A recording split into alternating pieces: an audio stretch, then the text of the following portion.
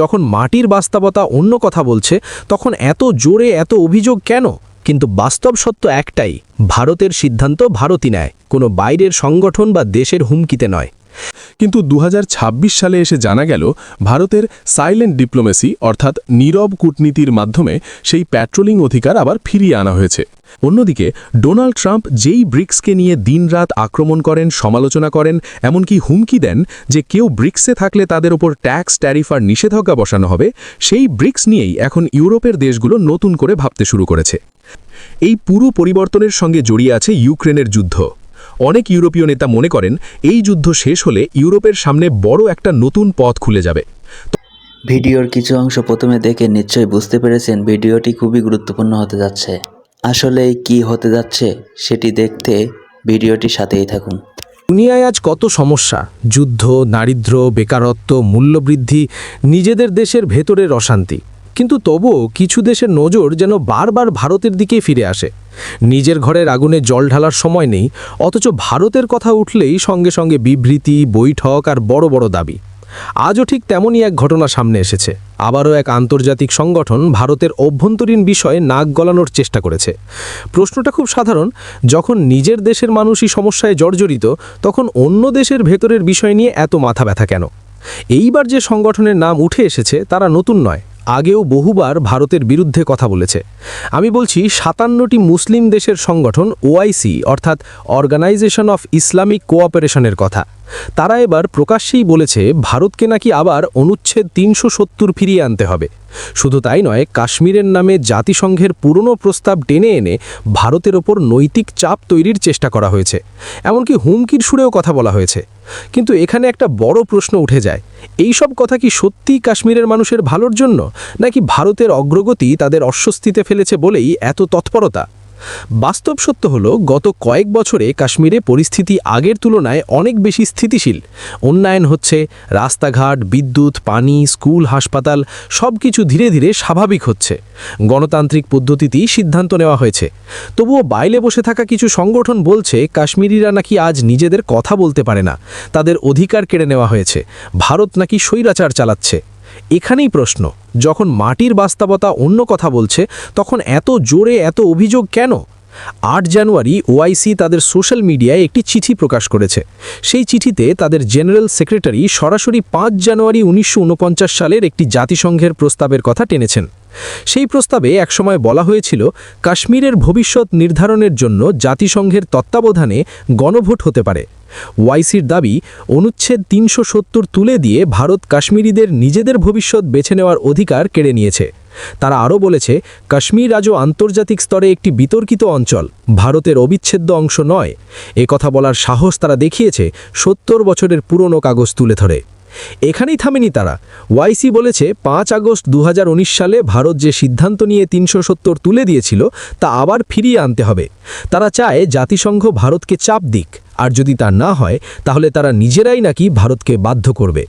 General secretary এমনকি দাবি করেছেন খুব শিগগিরই 370 ফিরে আসবে, এবং এটাকে তিনি কাশ্মীরিদের কাছে নিজের প্রতিশ্রুতি বলেও তুলে ধরেছেন। এই সব কথার জবাবে ভারত পরিষ্কার ভাষায় জানিয়ে দিয়েছে এটা আমাদের অভ্যন্তরীণ বিষয়, এখানে কথা বলার অধিকার কারও নেই। ভারতের পররাষ্ট্র মন্ত্রক স্পষ্ট বলেছে ওআইসির মন্তব্য আমরা প্রত্যাখ্যান করি, কারণ ভারতের সংবিধান ও আইন অনুযায়ী সব সিদ্ধান্ত নেওয়া হয়েছে, কোনো বাইরের চাপে নয়।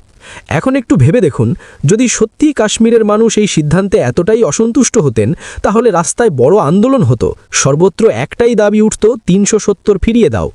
বাস্তবে সেটা দেখা যায় না। হ্যাঁ, কিছু রাজনৈতিক দল নির্বাচনের সময় 370 ফিরিয়ে আনার কথা বলেছে এবং মানুষ তাদের ভোটও দিয়েছে, কিন্তু আইনি বাস্তবতা হলো একবার সংবিধান বদলে যাওয়ার পর সেই পুরনো ব্যবস্থা ফিরিয়ে আনা এত সহজ নয়। দিল্লির সরকার চাইলেও তা এক ঝটকায় করা সম্ভব নয়। এদিকে পাকিস্তান থেকেও আবার পুরনো সুর শোনা গেছে। তাদের প্রধানমন্ত্রী ও উপপ্রধানমন্ত্রী দুজনেই বলেছেন 77 বছর পরও তাদের দাবি নাকি অসম্পূর্ণ রয়ে গেছে। অর্থাৎ বিবৃতি, অভিযোগ আর চাপ তৈরির চেষ্টা সবকিছুই চলছে, কিন্তু বাস্তব সত্য একটাই, ভারতের সিদ্ধান্ত ভারতই নেয়, কোনো বাইরের সংগঠন বা দেশের হুমকিতে নয়। এখন আসি আরেকটি বড় খবরের কথায়, যা এই মুহূর্তে গোটা দুনিয়ার নজর কেড়েছে। অনেকেই মনে করেন ভারতকে চ্যালেঞ্জ দেওয়া দেশগুলো শুধু কথা বলে, কিন্তু এমন একটি দেশও আছে যারা কথা নয় সরাসরি মাটিতে চাল চালায়, চীন। অবাক করার মতো বিষয় হলো এই চীনকেও ভারত একটিও গুলি না চালিয়ে কোনো যুদ্ধ ছাড়াই পিছু হটতে বাধ্য করেছে। আপনি যদি আজ শোনেন ভারত নাকি চীনের কাছ থেকে প্রায় 1000 বর্গ কিলোমিটার এলাকা আবার নিজের নিয়ন্ত্রণে নিয়েছে, তাহলে প্রথমে অবিশ্বাস্য লাগতে পারে। কারণ 2020 পর থেকে সারা দুনিয়া বলছিল লাদাখে ভারত নাকি জমি হারিয়েছে, কিন্তু 2026-এ এসে হঠাৎ করেই ছবি উল্টে গেল কী করে? সম্প্রতি লেফটেন্যান্ট জেনারেল হিতেশ ভাল্লা এক সাক্ষাৎকারে কিছু তথ্য প্রকাশ করেছেন যা সবাইকে চমকে দিয়েছে। 2020 থেকেই খবর ছিল চীন লাদাখের দেবসাং ও ডেমচক অঞ্চলে ভারতের প্রায় 1000 বর্গ কিলোমিটার এলাকায় আমাদের সেনাদের পেট্রোলিং করতে দিচ্ছে না। অনেকেই বলেছিল এই এলাকাগুলো নাকি কার্যত চীনের নিয়ন্ত্রণে চলে গেছে। 2020 নয়, পরে জানা যায় এই সমস্যা আসলে 2012 সাল থেকেই চলছিল, অর্থাৎ প্রায় 12 বছর ধরে ভারত সেখানে স্বাভাবিকভাবে টহল দিতে পারছিল না। এখানে বুঝতে হবে ভারত চীন সীমান্তে এলএসি কোনো স্পষ্ট আঁকা দাগ নয়। মাটিতে কোথায় ঠিক সীমান্ত সেটা অনেক জায়গায় পরিষ্কার নয়। তাই 1975 সালেই দু দেশের মধ্যে একটি ব্যবস্থা তৈরি হয়েছিল, পেট্রোলিং পয়েন্ট, মানে দুই দেশের সেনাই একটি নির্দিষ্ট জায়গা পর্যন্ত গিয়ে নিজেদের উপস্থিতি জানায়। ভারতীয় সেনারা অনেক সময় বিস্কুট বা চিপসের খালি প্যাকেট রেখে আসত যাতে বোঝা যায় তারা সেখানে গেছে। চীনও একই কাজ করত। এটা স্থায়ী দখল নয়, শুধু উপস্থিতি জানানোর উপায়। কিন্তু সমস্যা শুরু হয় যখন চীন সেই প্যাট্রোলিংতেই বাধা দিতে শুরু করে। ফলে আমাদের সেনারা, এমনকি সেই এলাকায় থাকা পশুপালকরাও অনেক জায়গায় যেতে পারছিল না। তখন থেকেই বলা হচ্ছিল ভারত নাকি জমি হারাচ্ছে। বিরোধী দল থেকে শুরু করে বিদেশি মিডিয়া অনেকেই এই কথাই প্রচার করছিল। কিন্তু 2026 সালে এসে জানা গেল ভারতের সাইলেন্ট ডিপ্লোমেসি অর্থাৎ নীরব কূটনীতির মাধ্যমে সেই প্যাট্রোলিং অধিকার আবার ফিরিয়ে আনা হয়েছে। প্রায় 982 বর্গ কিলোমিটার এলাকা যেখানে আগে যেতে বাধা দেওয়া হতো, সেখানে আবার ভারতীয় সেনাদের উপস্থিতি নিশ্চিত হয়েছে। এটা কোনো যুদ্ধ করে নয়, কোনো বড় শোরগোল ছাড়াই হয়েছে। কিভাবে সম্ভব হলো এটা? এর পেছনে ছিল ভারতের দুমুখের কূটনীতি। একদিকে প্রকাশ্যে ভারতের বিদেশমন্ত্রী এস জয়শঙ্কর স্পষ্ট ভাষায় বলেছেন সীমান্তে শান্তি না থাকলে চীনের সঙ্গে সম্পর্ক স্বাভাবিক হতে পারে না। অন্যদিকে পর্দার আড়ালে জাতীয় নিরাপত্তা উপদেষ্টা অজিত ডোভাল ব্যাক চ্যানেলে আলোচনা চালিয়েছেন। একদিকে কড়া অবস্থান, অন্যদিকে শান্ত আলোচনা, এই দুইয়ের মিশ্রণই চীনকে পিছু হটতে বাধ্য করেছে। তাহলে চীন হঠাৎ কেন মানল? এর পেছনে কয়েকটি বাস্তব কারণ আছে। প্রথমত, আমেরিকার ফ্যাক্টর। চীন জানে যদি সে ভারতের সঙ্গে বড় সংঘর্ষে জড়ায় তাহলে এই অঞ্চলে আমেরিকার প্রভাব আরও বাড়বে, যা চীনের জন্য মোটেই ভালো নয়। দ্বিতীয়ত, পাকিস্তানে চীনের বড় প্রকল্প সিপিইসি ভালোভাবে এগোচ্ছে না। সেখানে সমস্যা বাড়ছে, বিনিয়োগের ফল মিলছে না। এই পরিস্থিতিতে চীনের ভারতের সঙ্গে আলোচনায় বসার প্রয়োজন পড়েছে। তৃতীয়ত, অর্থনীতি ও আন্তর্জাতিক মঞ্চে ভারতের গুরুত্ব। আজ ভারত শুধু একটি আঞ্চলিক শক্তি নয়, ব্রিক্সের মতো বড় জোটে ভারতের ভূমিকা গুরুত্বপূর্ণ। চীন জানে ভারতকে পুরোপুরি উপেক্ষা করা এখন সম্ভব নয়। এর মানে অবশ্য এই নয় যে চীন হঠাৎ বদলে গেছে। আজও তারা অরুণাচল প্রদেশের নাম বদলের রাজনীতি করছে, সীমান্তে অবকাঠামো করছে। সন্দেহ আর সতর্কতা এখনও প্রয়োজন, কিন্তু লাদাখের যেসব এলাকায় আমাদের প্যাট্রোলিং বন্ধ ছিল সেখানে আবার নিয়ন্ত্রণ ফিরে আসা ভারতের জন্য বড় কূটনৈতিক সাফল্য। সব মিলিয়ে ছবিটা পরিষ্কার। একদিকে কিছু আন্তর্জাতিক সংগঠন পুরনো কাগজ আর রাজনৈতিক উদ্দেশ্য নিয়ে ভারতের অভ্যন্তরীণ বিষয়ে হস্তক্ষেপ করতে চাইছে, অন্যদিকে মাটিতে বাস্তব লড়াইয়ে ভারত কৌশল, ধৈর্য আর বুদ্ধির মাধ্যমে বড় শক্তিকেও পিছু হটতে বাধ্য করছে। তাই প্রশ্নটা আপনার কাছেই ফিরে আসে, এই সব বিবৃতি আর চাপ কি সত্যিই কাশ্মীরের মানুষের ভালোর জন্য, না ভারতের এগিয়ে যাওয়াকে থামানোর আরেকটা চেষ্টা? আর চীনের ক্ষেত্রে আপনি কি মনে করেন যে তাদের ওপর ভরসা করা যায়, নাকি আমাদের আরও সতর্ক থাকা উচিত? অন্যদিকে ডোনাল্ড ট্রাম্প যেই ব্রিক্সকে নিয়ে দিনরাত আক্রমণ করেন, সমালোচনা করেন, এমনকি হুমকি দেন যে কেউ ব্রিক্সে থাকলে তাদের ওপর ট্যাক্স, ট্যারিফ আর নিষেধাজ্ঞা বসানো হবে, সেই ব্রিক্স নিয়েই এখন ইউরোপের দেশগুলো নতুন করে ভাবতে শুরু করেছে।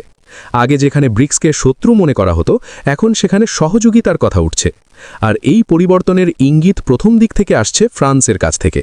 ফ্রান্সের প্রেসিডেন্ট ইম্যানুয়েল ম্যাক্রঁ সম্প্রতি বলেছেন ব্রিক্সে অনেক দেশ থাকলেও এর মূল নেতৃত্বে আছে ভারত, চীন আর রাশিয়া। ইউরোপ আর আমেরিকায় অনেকদিন ধরেই মানুষকে বলা হয়েছে যে ব্রিক্স আমাদের বিরোধী, আমাদের শত্রু। কিন্তু ম্যাক্রনের মতে বাস্তবে বিষয়টা তেমন নয়।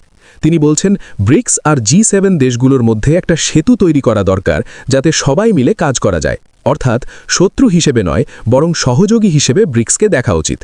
ম্যাক্রো আরও বলেছেন এবছর ভারতের হাতে ব্রিক্সের নেতৃত্ব থাকায় এটা ইউরোপের জন্য একটা ভালো সুযোগ। ভারত ইউরোপের খুব ঘনিষ্ঠ দেশ, তাই ভারতের মাধ্যমে ব্রিক্সের সঙ্গে সম্পর্ক বাড়ানো যেতে পারে। শুধু ফ্রান্স নয়, এই চিন্তাধারার সঙ্গে এখন ইউরোপের বেশিরভাগ দেশই একমত। ইটালি, জার্মানি, স্পেন সহ অনেক দেশ মনে করছে ব্রিক্সকে দূরে ঠেলে না দিয়ে পাশে টেনে নেওয়াই এখন বাস্তবসম্মত পথ। শুধু ব্রিটেন কিছুটা আলাদা অবস্থানে আছে। এই পরিবর্তনের পেছনে বড় কারণ হিসেবে ধরা হচ্ছে ডোনাল্ড ট্রাম্পের নীতি। গত কয়েক মাসে ইউরোপ বুঝতে পেরেছে তারা কতটা বেশি আমেরিকার উপর নির্ভরশীল। অনেক ইউরোপীয় নেতার মনে হচ্ছে আমেরিকা চাপ দিলে তারা তেমন কিছুই করতে পারবে না। তাই এখন তারা ভাবছে শুধু আমেরিকাকে ভরসা না করে ভারত, চীন সহ অন্য শক্তিগুলোর সঙ্গেও সম্পর্ক বাড়াতে হবে। মানে একদিকে নয়, বহুদিকে তাকিয়ে পররাষ্ট্রনীতি চালাতে হবে। এই বদল বাস্তবেও দেখা যাচ্ছে। ম্যাক্রনের বক্তব্যের পরই জার্মানির চ্যান্সেলর গিয়ে ভারতে প্রধানমন্ত্রী মোদির সঙ্গে বড় আলোচনা করেছেন। প্রতিরক্ষা, পররাষ্ট্রনীতি আর ব্যবসা সহ নানা ক্ষেত্রে বহু চুক্তি হয়েছে। সামনে ফ্রান্সের প্রেসিডেন্ট নিজেও ভারতে আসছেন। খবর অনুযায়ী এই সফরে এত চুক্তি হতে পারে যে আগের সব রেকর্ড ভেঙে যাবে। প্রতিরক্ষা, প্রযুক্তি আর ব্যবসায় ফ্রান্স আর ভারতের সম্পর্ক আরও গভীর হবে। ইউরোপের ভেতরে এখন আরেকটা আলোচনা চলছে। অনেকেই ভাবছে আমরা সরাসরি ব্রিক্সে না ঢুকেও কি ব্রিক্সের সঙ্গে ঘনিষ্ঠভাবে যুক্ত থাকতে পারি না।